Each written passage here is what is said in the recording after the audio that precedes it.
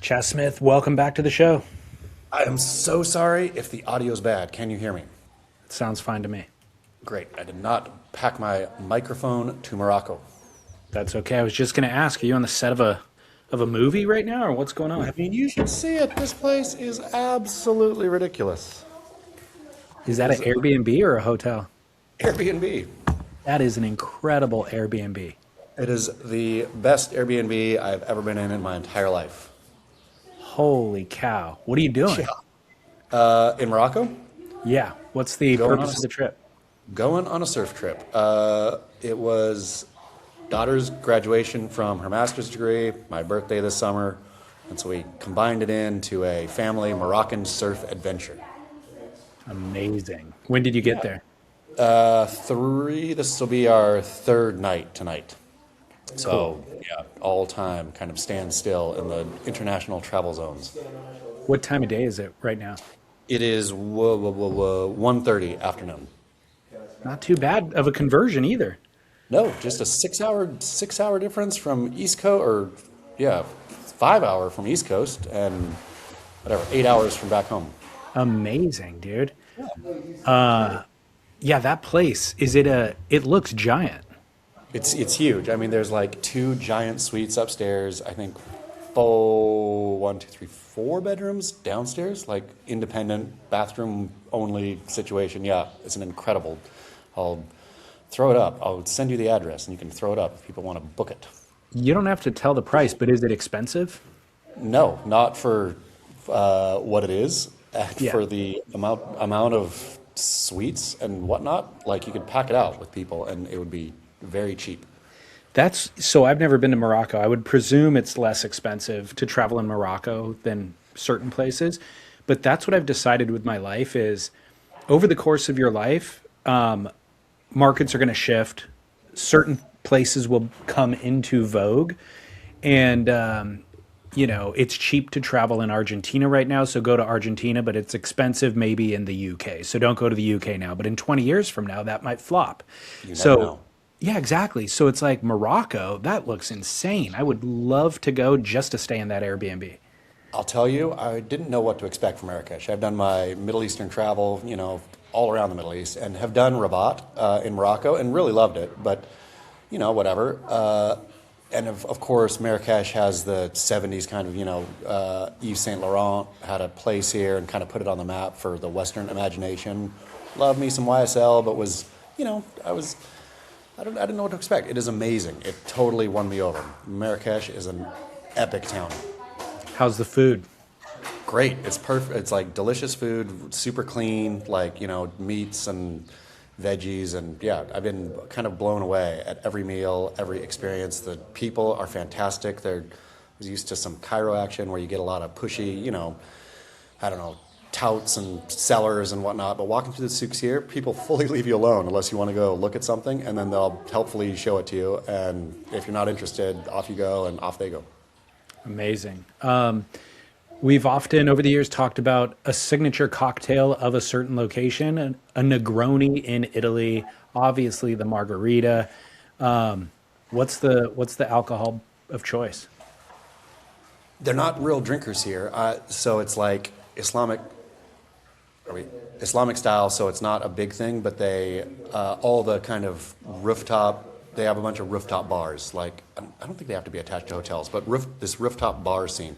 And it's a real international cocktail blend, right? And so I've been drinking Negronis, but it's like the classic, you got your margarita, your Negroni, you have all the classics at these places, but the rooftop bar sitch is just amazing. And they're like super crazy well designed. Went to one last night. It was all done up in red and white, like completely beautiful, overlooking the city. Yeah, but yeah, they don't have like, it's not a drinking culture, so they don't have like the thing. So I've been kind of stumbling around, but Negroni seems to hit just right here. That's fine. Yeah, I'm fine with that. Awesome, man. Well done. Enjoy the trip. When does the surf portion start? Thank you. Surf portion starts tomorrow. So we head out to the coast tomorrow. I think it's about a 5 hour drive-ish. And then we're there, and I will be reporting from there next time. So I'll have an update from the coast. Any travel debacles thus far, or should we save that for Noble Rot? We can say that for Noble Rob, but no, it's been, I mean, knock on the beautiful wooden furniture here. It's been seamless so far. Even like I've really leaned into it this time. I don't know if we've talked about jet lag much or whatnot on any of the podcasts, but I used to really dread the jet lag, right? Like waking up and staring wide awake at the ceiling and like spent a lot of time. And how do you counter that, right? Like, what do you do to not get jet lag? And this time, or I guess since having a kid, I guess you and I have talked about this, having a kid, you just can't, they can't do jet lag when they're babies. Like, it doesn't matter. So you're up with them, you're sleeping when they sleep. It's just is what it is. Well, you know, I don't have a baby anymore, but I've kind of embraced that lifestyle now. So I guess the only debacle would be jet lag, but I've just enjoyed it. I've enjoyed laying in bed and staring at the ceiling and like being quiet and letting the mind wander, which feels like this day and age of always go, go, go, busy, busy, busy. To be sitting, laying still and having time for your mind to wander feels like a real privilege. I totally hear you. I feel like you are living your best version of yourself in Morocco. I mean, absolutely. You're an elevated, even just this 6 minutes we've been talking, I feel like you're firing on all cylinders. I really feel, and I think part of it is it's the fact that it's not a real drinking culture. So you're not just going out and, you know, waking up and day drinking, which can be a typical vacation. You know, real caffeine culture. So that might be part of it, is you wake up and just like ding on the coffees. But everything's so fresh, and I feel that's throughout the Middle East. Like, you know, it's fresh fruit and easy light bread for breakfast, and then it's all simple meats, simple, you know, not all saucy and complicated, and which I love that in France and Italy and elsewhere. But here it just feels good. And the waves are good. So maybe we all just need to move to Morocco. Yeah, move to Morocco. Who knew? I think the only downer, which might not even be a downer, is the water's cold. I don't know.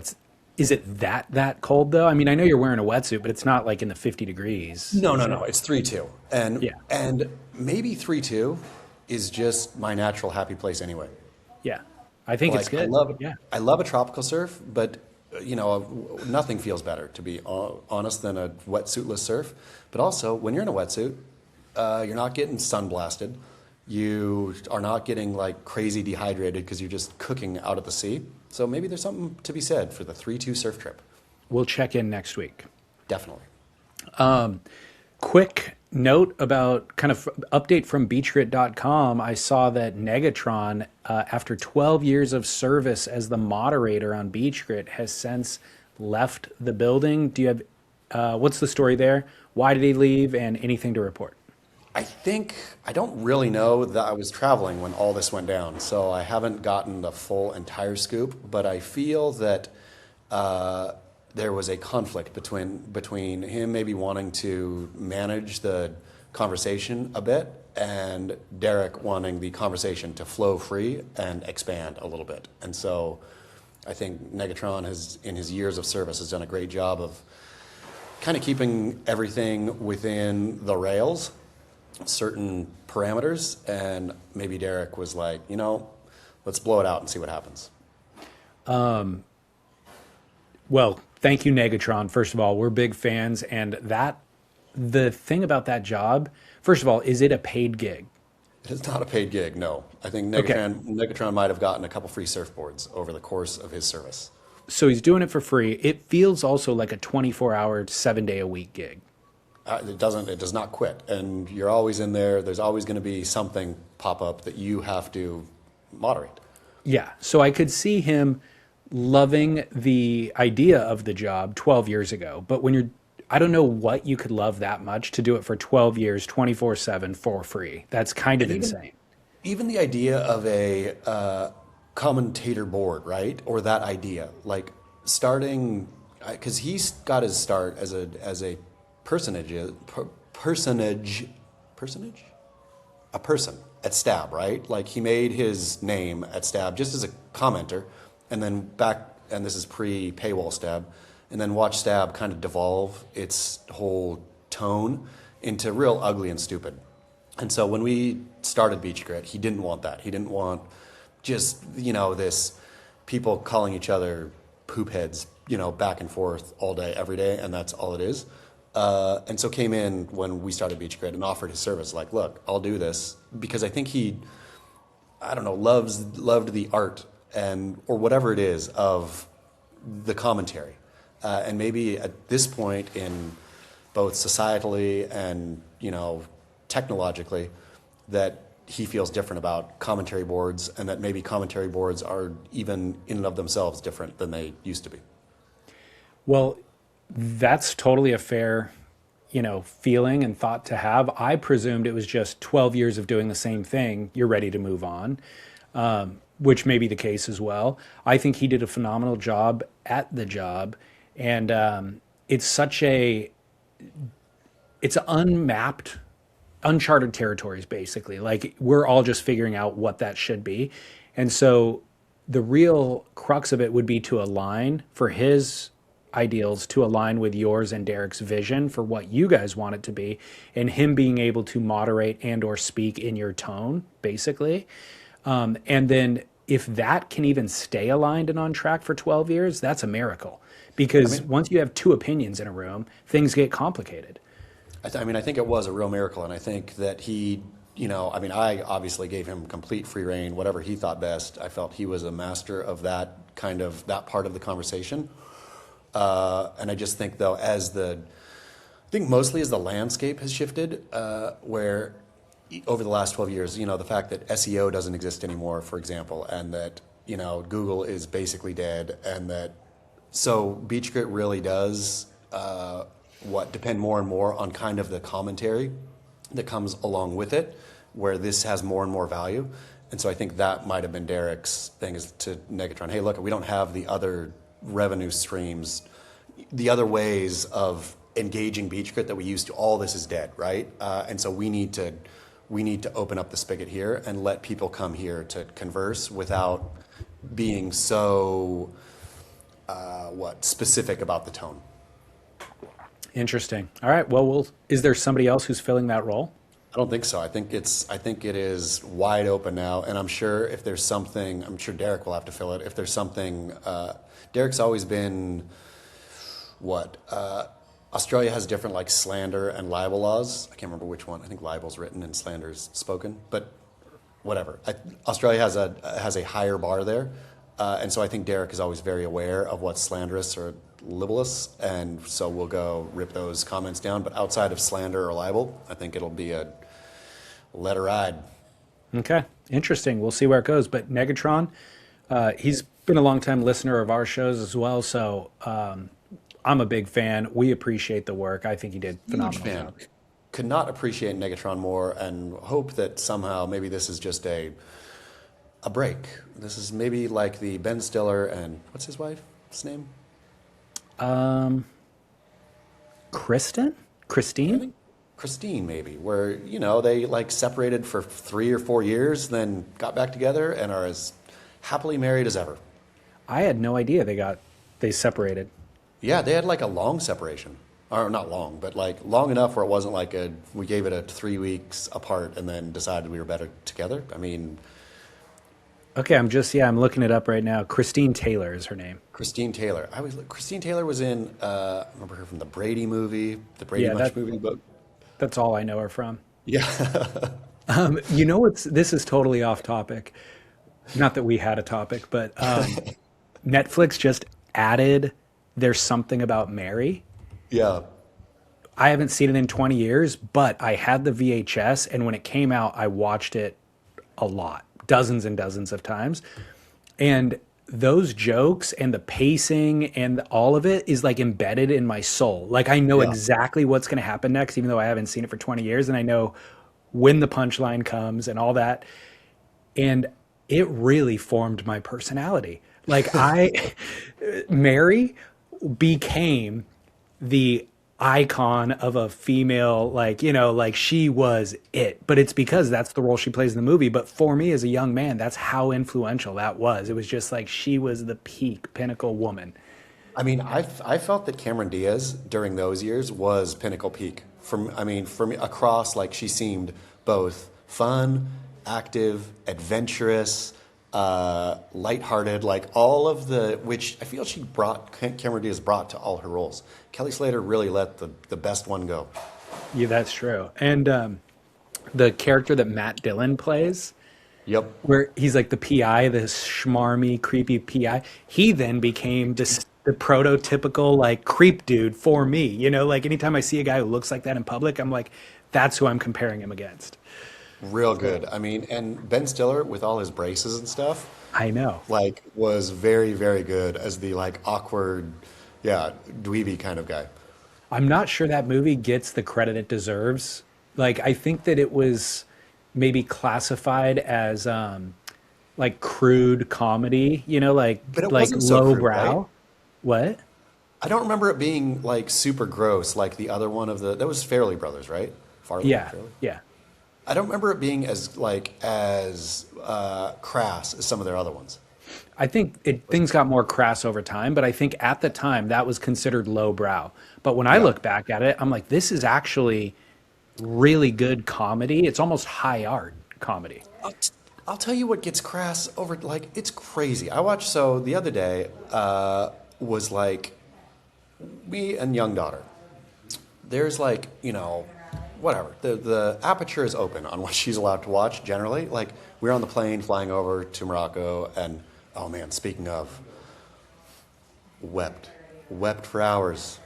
Guess what I watched on the plane over that made me weep for hours, David Lee Scales? I'm dying to know. You know, you loved it. I finally watched it, HAMNET. I Just- told you. I know, tears rolling down my I was unabashedly crying on the airplane. Tears rolling down my cheeks. So wife came back. She was sitting somewhere behind, and she said, I asked her what she was going to watch, and she said she was going to watch Smarty Supreme, and I said, no, watch HAMNET, because I had just started it. I said, watch HAMNET. But I didn't know. I didn't know what she watched, and then saw her. We had a layover in Paris, and she came up to, HAMNET was so beautiful. Yeah, so it really is a beautiful film. But daughter sitting next to me, I said, what are you going to watch? She says, Sinners. I'm like, okay, cool, watch Sinners, right? Like, have at it. So that's the level of kind of, that's how low the bar is for what is acceptable. The other day I saw they were streaming, or I just thought, you know what it's time for you to watch? Fast Times at Ridgemont High.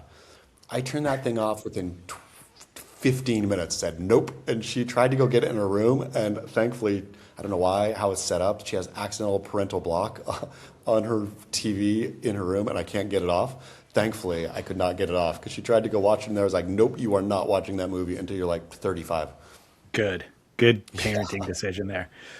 All right. Well, sorry about that, listeners. That conversation could have been included over on Noble Rot. We'll try to outline this show a little bit better next time. In surf news, quick update. Timmy Patterson, I don't know if you saw this, but Timmy Patterson got hospitalized after I guess it wasn't really a wipeout. He just got cleaned up by a few sets and ended up unconscious. He was surfing with his son, and his son had to paddle his dad, Timmy, in. And thankfully, lifeguards were able to resuscitate him on the beach, and now he's making a recovery.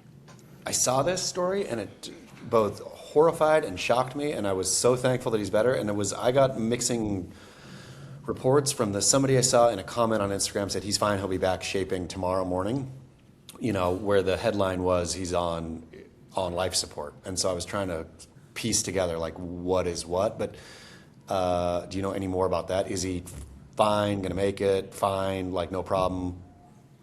I don't know the answer. I haven't spoken to anybody personally connected, and so I'm just gleaning things from the internet as well. But the statement that his son put out is that he's walking, cracking jokes, and watching the El Salvador competition. Okay, man, and where were they surfing? Somewhere Laguna, like an outer, like outside, kind of a bigger wave spot outside Dana Point. Okay, which was, like it's funny for me as a surf journalist, to be leaving California when the swell of the century hits, coming to Morocco, where I think the forecast is for smaller, family-friendly waves, which is all good for me. But watching Instagram and seeing the wedge and seeing, everywhere in California, or Southern California, lighting up on this thing, lighting up so much to when I saw that obviously Timmy Patterson is a very, very, very experienced surfer. And so for something like that to happen must mean this is some of the wildest surf California has seen in a decade. Yeah, I mean, the spot they were surfing doesn't really break ever, so it's a rare opportunity. But that's what I love about guys like Timmy, guys like Gary Linden. There's others, but they're still going for it. They're in there. I mean, they're at an age where so many people are maybe transitioning to pickleball, maybe not even playing pickleball anymore because they're too old, and these guys are waiting for the swell. I mean, you got to turn your headphones off. Sorry. That's okay. This is an opportunity. I mean, these waves, this is the biggest swell that we've seen in Southern California since Hurricane Marie. Yeah. And maybe even bigger than that, actually. So that would have been 11 years, biggest swell in 11 years. For listeners, we had a little technical difficulty. I'm not sure where the previous conversation led off, but we'll kind of start anew right here. You were talking about the priority blunders at the WSL contest. There was actually two days in a row that were admittedly the fault of the WSL, and they had consequential effects on the surfers in the water. The first one was Sally Fitzgibbons versus Molly Picklum. The judges, at the beginning of the heat, it was a neutral priority situation. Basically, two surfers have to battle for who wants the inside position on the wave. That person gets that wave, and then the priority mandate starts from the WSL. Apparently, at the beginning of the heat, the priority judge accidentally had it on blue for a moment. Sally Fitzgibbons happened to look up in that moment and saw that it was blue, so she thought she had priority. The priority judge switched it back to neutral, which Molly Picklum never saw it go blue, so she just knew that it was supposed to be neutral the whole time. So that created a situation in the lineup where Sally burned Molly.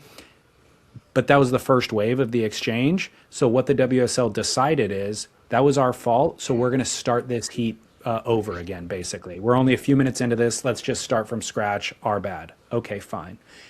Then the second day, the day after, they had a situation where Callum Robson took off on a wave. What? It was Liam O'Brien and Callum, right? Yeah, Callum versus Liam. Callum had priority, took off on the wave. He was wearing blue. The moment he took off, the priority judge switched it to red priority because blue's is now riding his wave, so we're going to switch the priority to red. Well, Liam O'Brien was down the line. He sees Callum coming down the line towards him. He looks up and he sees that it's priority red. So he burns Callum, takes off on Callum, and then does a snap. They're both confused. It was the priority judge, what she should have done was wait until Callum had completed the ride to switch it, or at the bare minimum, wait until he passed Liam to switch it. She created the confusion. It was her mistake.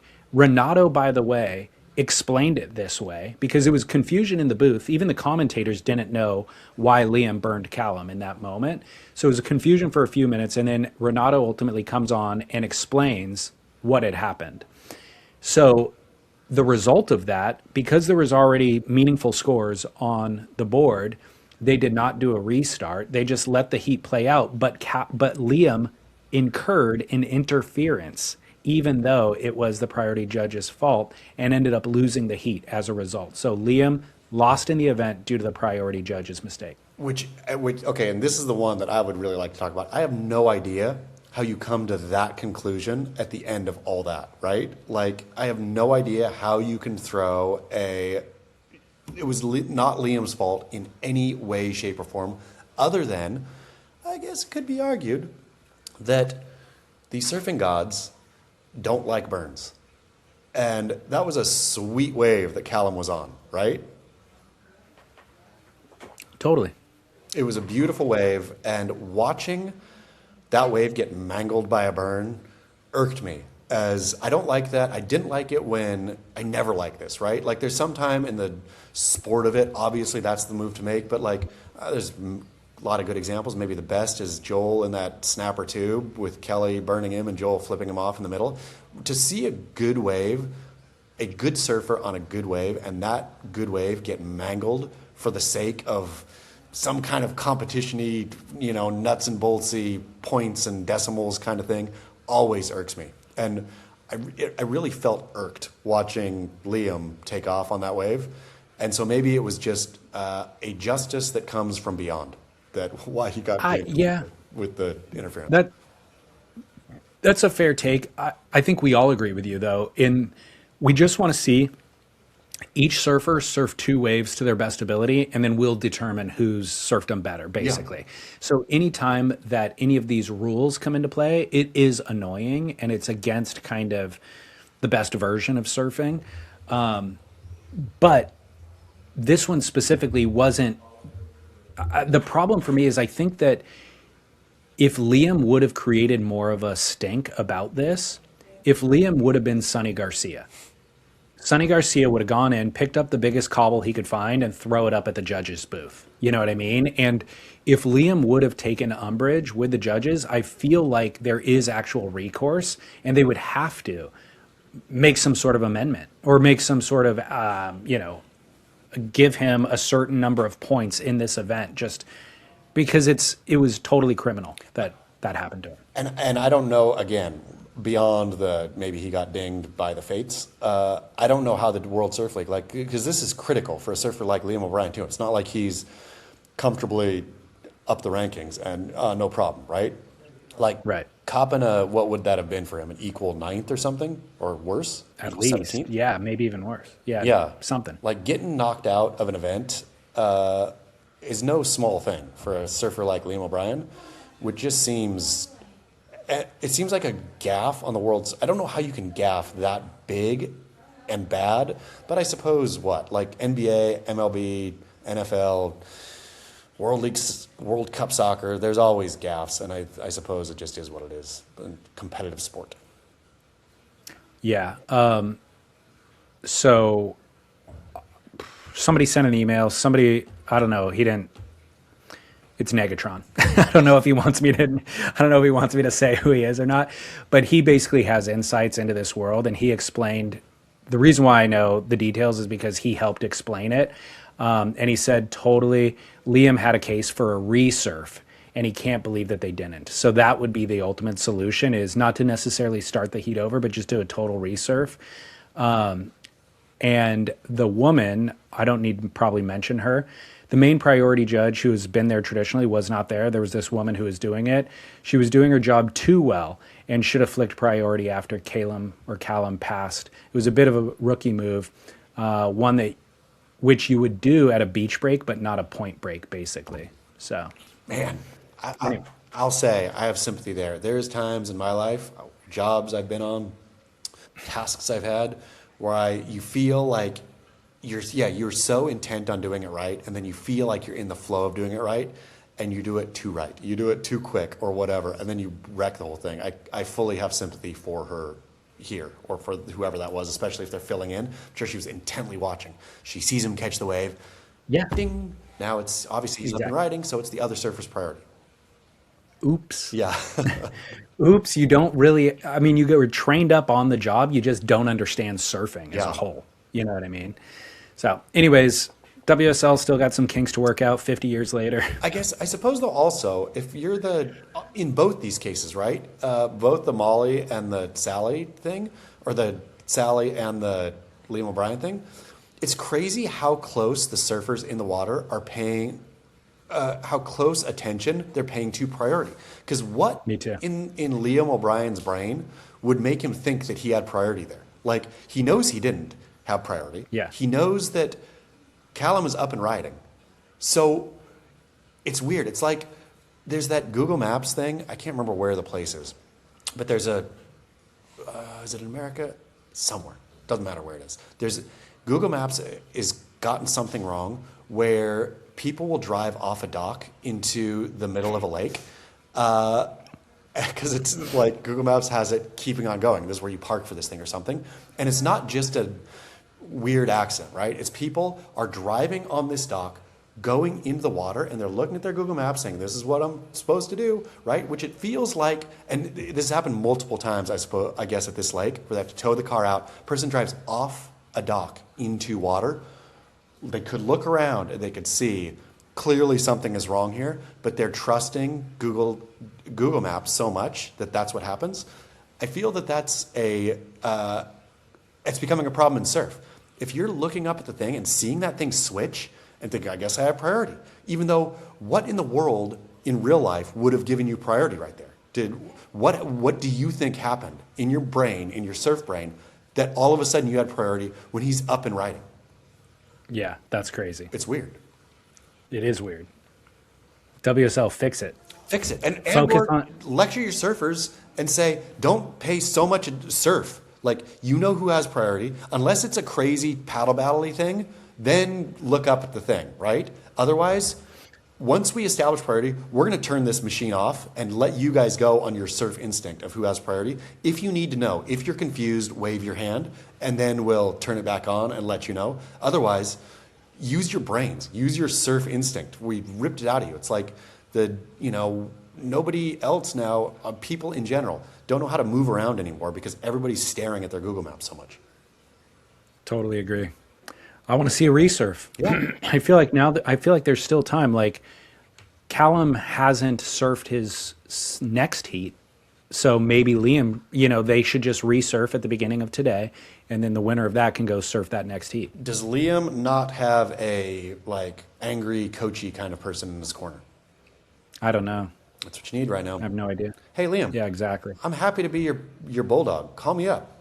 Call me up. I'll raise hell for you. There you go. Moving on into lighter conversation, we got a new Doppelganger submission. Oh, yes. Haven't had one for a few weeks. So this one, listener wrote in and said, after watching the latest Grit, which was a couple of weeks ago, seeing the side-by-side comparison of Joel Tudor and Abraham Lincoln, I realized how uncanny Dr. Seuss's Cat in the Hat is beside Joel Tudor. Am I out of my element on this one? Stay working. What do you think? I'm going to say, so the problem here is the picture we have. I think this is a perfect comparison. I think this is as happy as Joel has ever appeared publicly. And his eyes are still angry, and his mouth is barely getting into a smile, where Cat in the Hat is manically high, right? Look at the Cat in the Hat's eyes. So I think that's the difference. I see structurally, yes, I feel the spacing of the eyes, the length of the nose, and the width of the mouth is all the pieces that would typically a doppelganger make are there. It's just that the grouchiness in Joel's heart beams out of his face, whereas the insane manic in the Cat in the Hat's heart beams out of his face. Yeah, I think that this mainly works because of this specific photo of Joel. Yeah. I don't know that you could take a lot of other photos of Joel and other images of Cat in the Hat and necessarily have the same, similarities. But I like this one. This one made me laugh. Very, very much so. So this also relates to another, what I will turn into a news story, which is a buddy sent me a video of Joel surfing in Atlantic Surf Park, Virginia Beach. Did you see this video in the last day or two? Joel surfing the wave pool? Sure didn't. So a buddy sent me this video. I'll play it for you now. I'll even share what Joel says because I think it's relevant. But basically sent Joel surfing in the wave pool in Virginia Beach and said, Joel in a pool is just so bizarre to me. And I thought, it is bizarre. Joel, the ultimate purist, in a piece of technology, surfing in a pool is like when I was in 3rd grade and I saw my teacher at the grocery store. Yeah. I was like, what the hell are you doing here? You live at school, don't you? You're not allowed to leave the classroom. What is going on?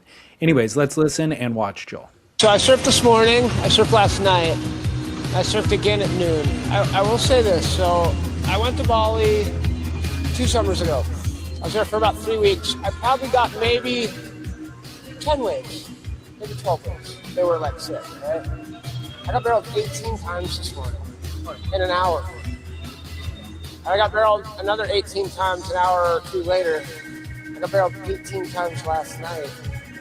So I think what I'm getting at, like right now, if I were you, I would take advantage of this like golden moment to come here and check it out and experience like one of them. This is, I'll say it, it's one of the best, most consistent waves in the United States. Isn't it almost like sacrilege? You know what it reminds me most of? What?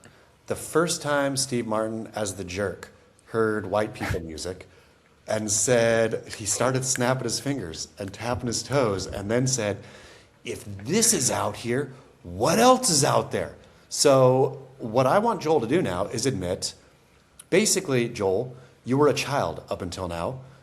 Joel Tudor discovers the world would be very funny. Of just say, hey, you were so darn certain about everything in your life, right? You were always the first with an opinion, the first to say, I know everything. Well, apparently, Joel Tudor, you did not know everything. So go out, get on a high-performance longboard. See what that feels like. Get on, like, just everything in your entire life that you were so opinionated about, go experience. Apparently, you were wrong, Joel Tudor, because that was very, very, very weird to watch. And weird Very to hear. Weirder to hear. Yeah. Joel Tudor tries rodeo. Yeah. I mean, anything that Joel Tudor had, I would love to see Joel Tudor. Joel Tudor dresses in a fancy tuxedo with a monocle and goes and, tries the best of caviar in Monaco. Yeah, exactly. Joel Tudor tries his hand at politics. Yeah.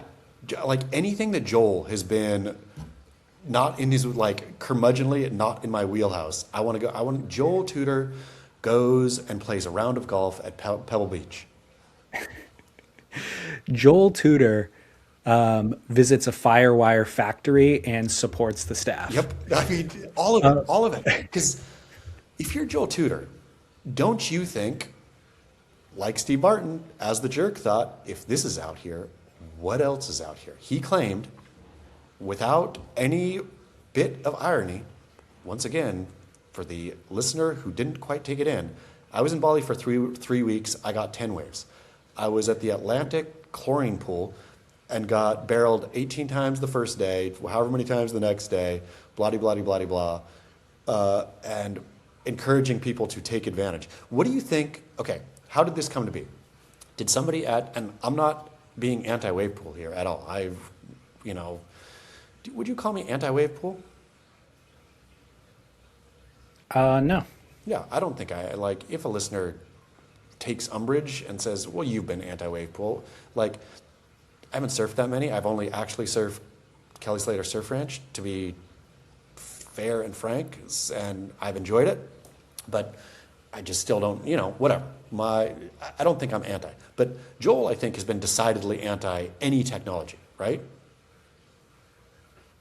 I don't think that he has. I can't remember him ever saying it. I just know of him as being a purist, and I view wave pool as not purist, so I put him in that camp. But I wonder does he have a buddy at the Atlantic Surf Park thing who is like, what would mix it up here? Or how did this come to be? I'm only speculating, but I remember he was on an East Coast tour, selling surfboards, basically, visiting shops and that sort of thing.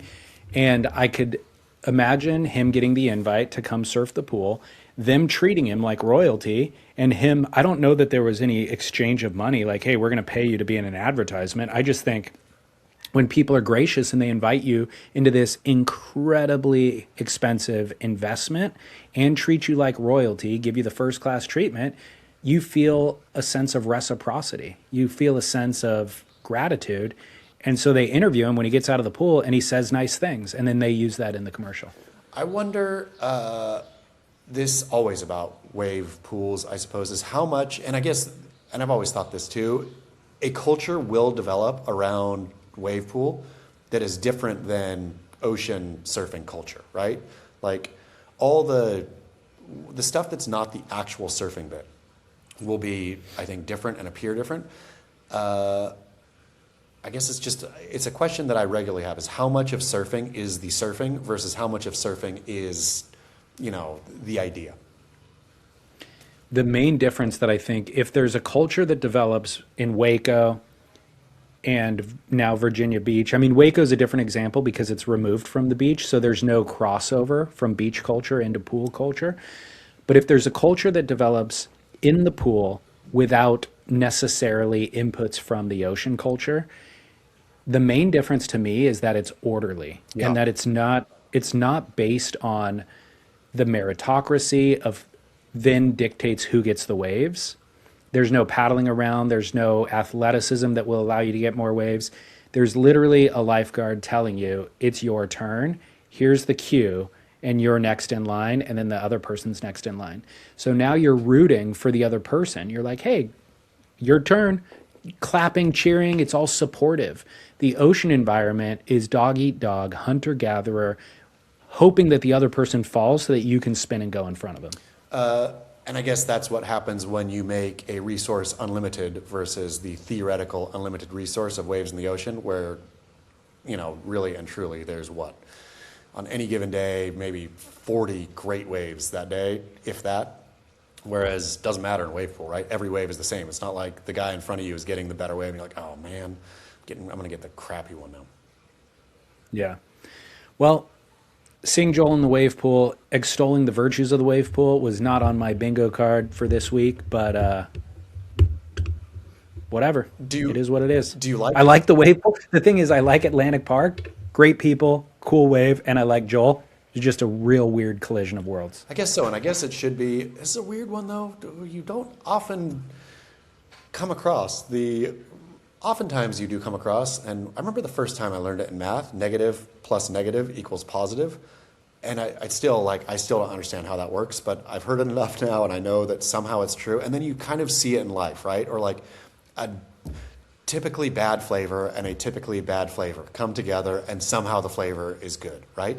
Rarely do you see a positive plus positive equals a negative, but something in my heart says the wave pool plus Joel, both positives, equals a negative. It's a good possibility.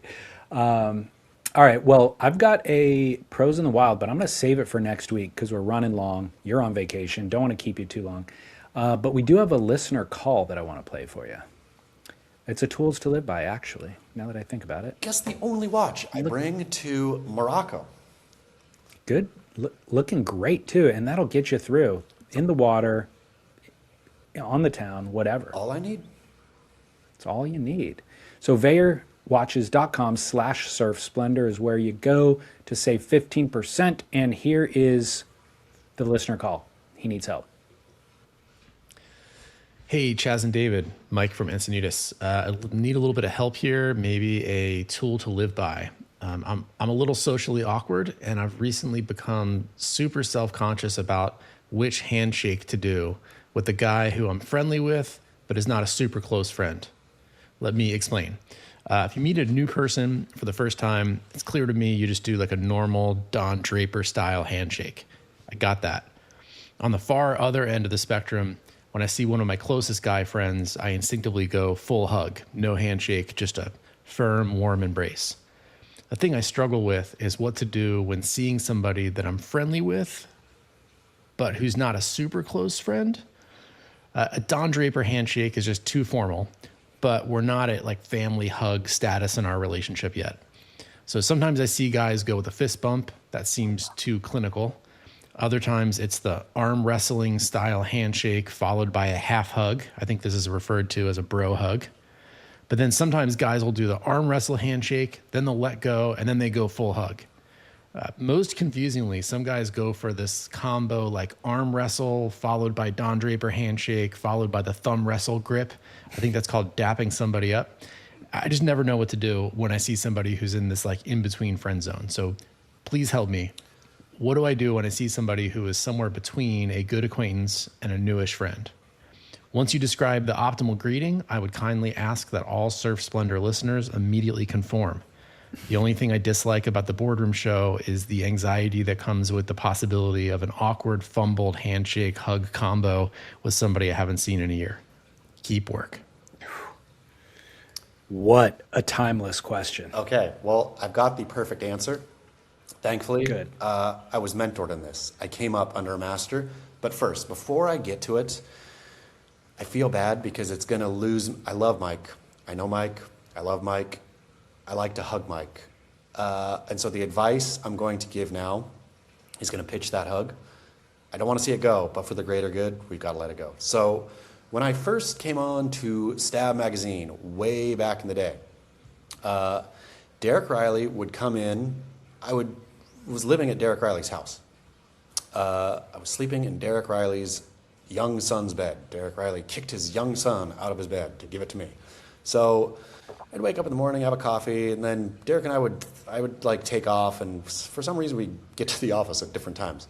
But every single time Derek Riley entered a room, not every time, the first time Derek Riley entered a room, he would go around and give a firm handshake to everyone in the room.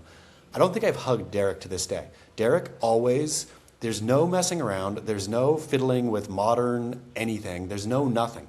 Derek Riley takes control of the situation and shakes everyone's hand, and it's just that. As men, we have this thing that's timeless, it works, it's great, and it's the handshake. And watching him do that enough, I realized the genius in it, and you just take control. There's no awkwardness, he sets the tone, you shake hands. And so I think everything else goes away. Save the hug for the family, unfortunately. Mike, I'm sorry. I'm going to miss hugging you. But we shake hands. I'm glad you had an answer because I did not. I've been flummoxed over and over and over again with this. It's plagued me as well. And ultimately what I've done, which it sounds like is what Mike does, is wait for the cue from the other person. But then I literally had this scenario last week where I'm in the exact scenario he describes. The guy and I are approaching one another. I put my hand out to shake. He put a fist out to fist bump. So now we're approaching each other with opposite things. And when we see the opposite thing, we switch. And then it's like, oh shoot. And then we're getting inches and inches closer, and you switch 2 or 3 times, and then you kind of laugh nervously. And so because of that, I don't even know I think we went for the handshake ultimately in that one. But then when we were parting ways a couple of hours later, I knew that he went for the fist bump first. So I switched to the fist bump to say goodbye, and he had switched to the handshake. So then we did the exact same awkward thing. I was like, bro, how do we not have this figured out in our 40s? But you're absolutely right. Everybody else is waiting for the other person, and Derek coming in with direction is actually what the other person wants. Exactly. It's what everybody wants. And Derek's not doing it as like I'm alpha-ing this situation, right? Yeah. It's the person that shows up, at a 4-way stop at the same time as everybody else and just goes, right? Knowing that it's bad for everyone if we're going to be in a standoff here, like a polite standoff, or I'm waiting on you, It's in these situations, everyone's waiting for somebody just to go, right? And if we don't need anything else. All the other stuff, and if you have when baseball players come out and they're going down the line at the introduction of a baseball player or a baseball game, and everyone has a unique handshake, right? Like they have I do this with this guy, do this with this guy, do this with this guy, do this with this guy. That's all fine and good. In your bro circle, if you have the guy that you go in and do the bro hug, the guy you go in and fist bump, I'm not saying that all of them are bad, or that, I'm just saying for people that you don't know all the time, or don't see all the time, or handshake, universal, and we made the handshake not universal, we've diluted it. We should all just go back to a handshake.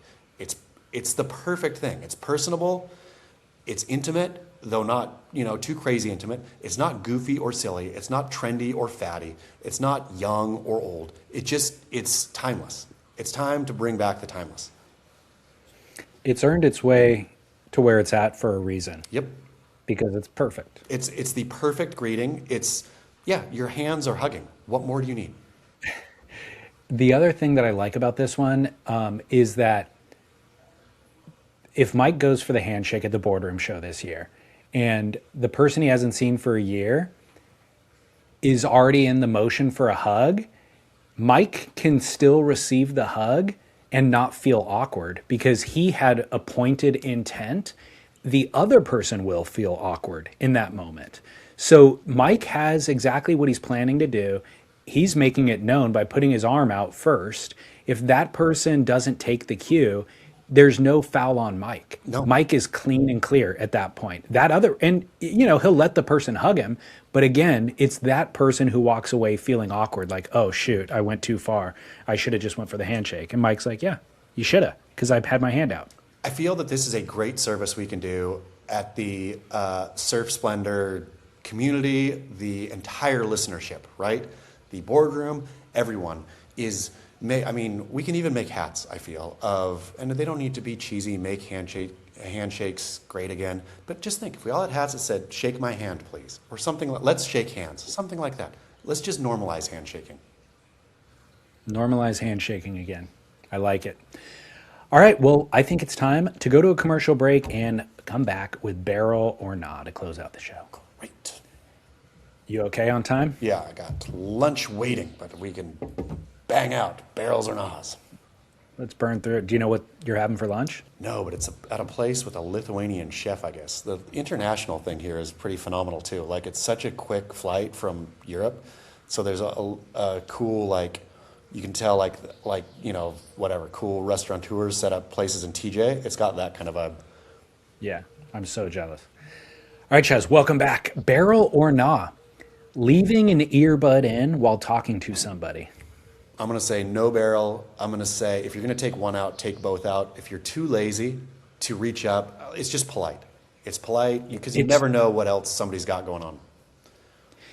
I totally agree. This is such an annoyance to me. Like, I understand you've probably silenced the music or paused the podcast or whatever it is, and it's just in there, in your ear for the 15 seconds that we're engaging, and then you will go back to your regularly scheduled programming.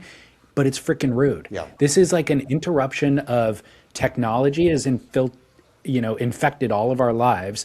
And this is a visible representation of technology creating a limitation or a boundary between you and I. If we're in a conversation, take the earbud out. Please. And again, back with the handshakes too. Let's peel it all back to the way we used to be, which was more polite, simple, better. Yeah. Okay, good. I'm glad we're agreed on this one. I've seen this happening at coffee shops too, Yeah. where they're like, obviously they're like busy listening to their podcast. They take one earbud out to communicate with the barista, but I'm like, take both out. What are you doing? Yeah. Be polite. Okay, barrel or not? Editing or deleting old social media posts. I'm a different man now than I was 3 years ago and entirely unrecognizable from the person I was when I first joined Facebook. It sends me pesky notifications trying to get me to reopen the app saying things like, you have a memory to look back on with so-and-so. Trying to swipe one away, I accidentally opened it. And to my horror, I saw an old Facebook status update that I had posted a decade ago that read, quote, I just broke my personal record for most days on Earth. High five! Exclamation point. End quote. In my defense, I think there was a short trend where people would make a joke as their status update, and my personal timeline is actually littered with exactly that. Half-hearted attempts at whatever was trending in that moment, including one of me doing a TikTok dance that my daughter tagged me in. It's not the memory book that I intended it to be, but rather a reminder of half-cocked attempts at trying to fit in with a bunch of strangers in Mark Zuckerberg's fake peer pressure universe. So is it barrel to go back and delete or edit old social media profile or not? Great barrel and ah here. I feel that it depends on what your social media is. So is it a time capsule and a sort of a well-curated time capsule where I feel the wife's Instagram, I'd be so bummed if she went back and deleted because I think each one of her posts has been thoughtful and therefore her Instagram now, however many years old, since the start of Instagram, is a really nice timeline, right? Like some of them that are ill thought or whatever, but I love going back and looking. Mine were junk shows before they got deleted by the Toledos, right? I mean, it was like dumb surf memes. It was all pointless, meaningless stuff. And now that my Instagram, I think I only ever have 20 posts at a time because I'm perpetually deleting either the newest one that I'll let sit for, 2 days, because who needs to see Tom Brady not winking for longer than that? How funny was that, by the way? It's funny. Tom Brady cannot wink, but that doesn't need to live forever on my, Instagram. That I wanted to make people laugh for 48 hours, then it's gone. That's the way I treat it now. So it depends on how you want to treat it. If it's not well curated, I would almost say go back and delete basically everything and start again and just post and delete. And then if you think this is worth staying, then leave it and start building again. But I think but if you want it to be a time capsule of I was a goofy guy too, or this is a real snapshot but it's not a real snapshot of you. It's a real snapshot of you engaging on social media, which I don't know that that's valuable. No, it's not valuable, but I think leave it. I think, look, unless you're like curating an image because you're a public figure or a politician or something like that, and you have something in the past that you don't want to get out, or you wish that, it's going to reflect poorly on you now, that's one thing. But if you're just Joe Schmo like this guy is, leave it. What harm is it going to create that you made a stupid joke 10 years ago? And I think honestly, you have too much ego wrapped up in it. If you're judging the joke that you made 10 years ago, then that's silly. Leave it up because you can laugh at it 20 years from now. But I'm going to say, when my grandfather died, I didn't have his crappy pickup lines that he used in 1943 or something. There was 40 pictures of him looking really cool as in the Navy and whatever, right? It was curated. We're leaving when we're dead, we're going to leave our grandkids horrible, fumbling. Oh, I guess my granddad's like everybody else. He's just fumbling TikTok dances and da-da-da-da-da. We don't have to leave them with that impression. I'm going barrel because I want to see the pickup line that my grandpa used on my grandma. I guess, but I mean, I guess so. But we look back at our grandparents, I feel, and think, oh, they were... Obviously, they were human and flawed and whatever, but the way that their lives got curated, because pictures weren't free and ubiquitous and everywhere, and every bit of their life wasn't marked. But maybe this just is what it is, and when we're dead, our great-grandchildren want to look at us it's too late for me. I've got reams and reams and thousands upon thousands of BeachGrit posts that will never be, I'm cooked, but you don't have to. Dude, in hours and hours of us conversating, hundreds, if not thousands of hours of including this right here. So great grandchild, if you're listening to this right here, I apologize. See, but that's what I'm saying is I feel disconnected from my grandparents because I didn't have all these personal touch points. We are laid bare. Our children and grandchildren will feel like they knew our deepest inner workings. That's true. And I guess we are, I feel that I'm authentic here and I'm less authentic on social media just since it's been deleted so many times that now I use it differently. But in both BeachGrit and here, I'm authentic. And so it just is, if it's embarrassing, it's embarrassing. And maybe that's what it is. If you were being authentic, if that's your authentic self, then just leave it up. Let it be. Let it ride. Yeah. Even if it's embarrassing. Yep. Let it ride. Final Barrel or Nah came in from another listener. An email. It said, Barrel or Nah, adults ordering off the kids' menu. I have a 1.5-year-old baby. The baby seems to have made my wife feel like she has a license or at least some confidence to order off the children's menu while dining in restaurants where she previously would not have been, quote, allowed. She claims to have past experiences of being vibed by servers or outright forbidden to access that section of the menu without a child in tow. I personally don't have strong feelings on the topic, but while driving home from a painful 5 p.m. dinner with our toddler last night, the wife brought up the kids' menu topic again. The restaurant did let her order off it. Thank God we have a baby. Importantly, this exchange came right on the heels of an otherwise forgettable conversation about Megan Fox. At that moment, a vague yet vivid recollection popped into my mind like a lightning bolt. Chaz, the old gritty Chaz, having a public meltdown and perhaps near physical altercation with a shopping mall sushi waiter. This could be a bizarre fever dream, but I swear I remember him recounting a story about dining in an LA/OC area sushi restaurant with wife and daughter seated at a table nearby Megan Fox and then husband Brian Austin Green. And it wasn't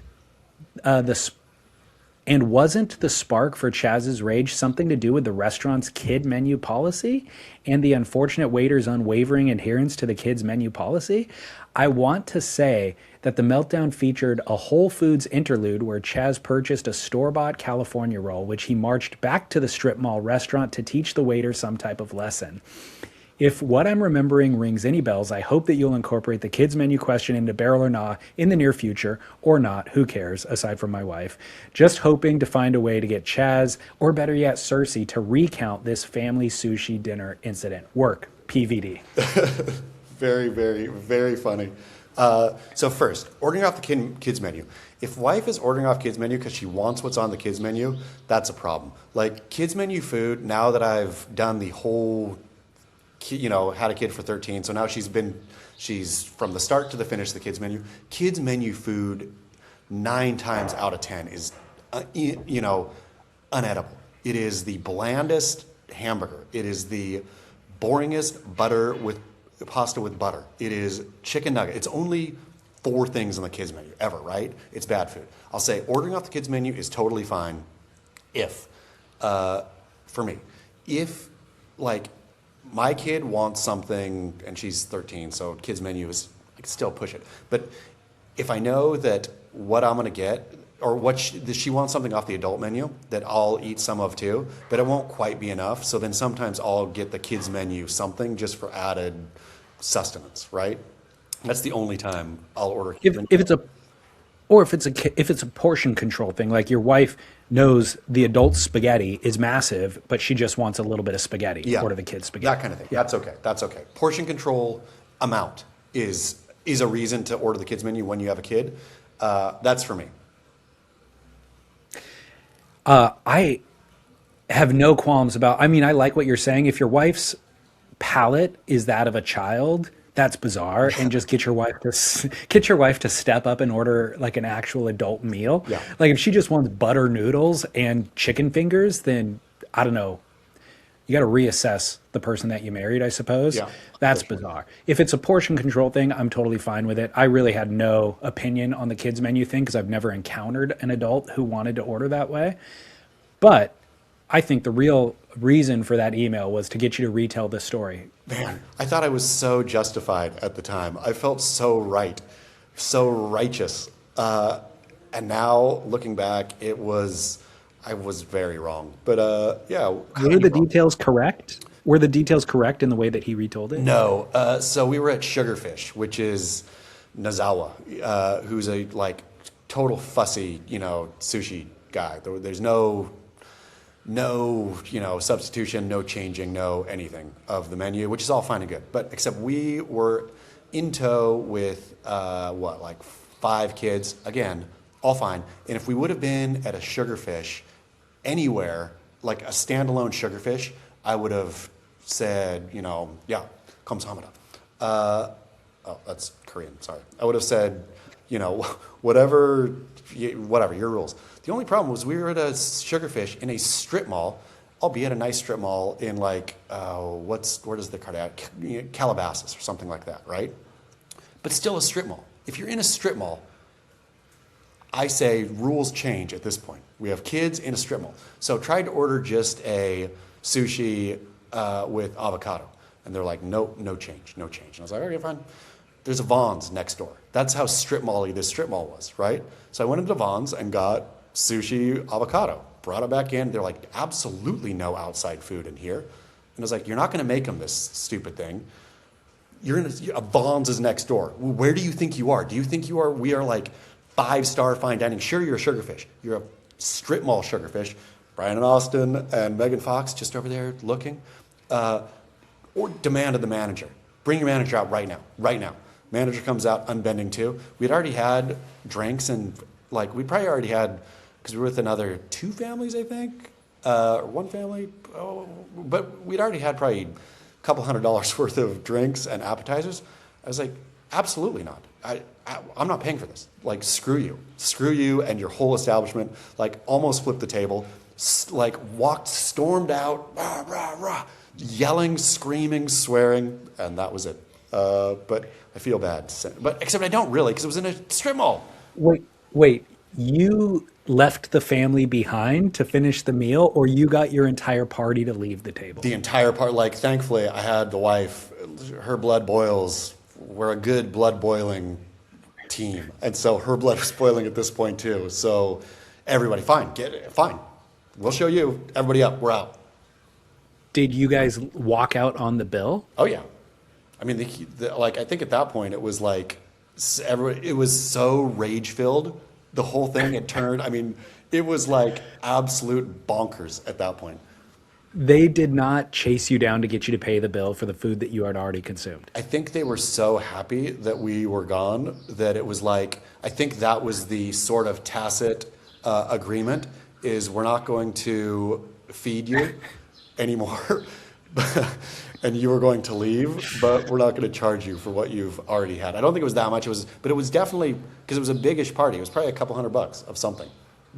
This is an insane story. I can't believe I don't remember it, and I'm thrilled that the listener does, because this is crazy to me. I didn't see Brian Austin or Megan Fox at the time. The wife laughed when we were outside, said, Brian Austin Green and Megan Fox. I'm sure they remember the story. We're staring at us, mouths agape the whole time. How do you look back on this? Do you accept any fault in this at this point? So I want to.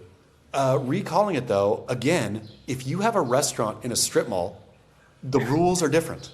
Like, if this was a Sugarfish, if this was a standalone Sugarfish, if this was in New York City, if this was anywhere and standalone, I would not have done this.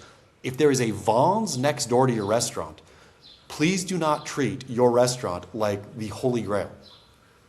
The kid wanted rice with avocado and seaweed wrap. Avocado maki roll. They could have done. Is that so? What are the ingredients? Avocado, rice, seaweed wrap.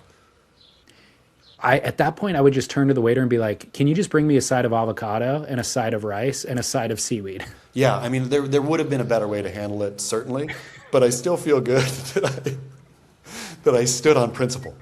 Again, based purely on location. You are next to a Vaughn's.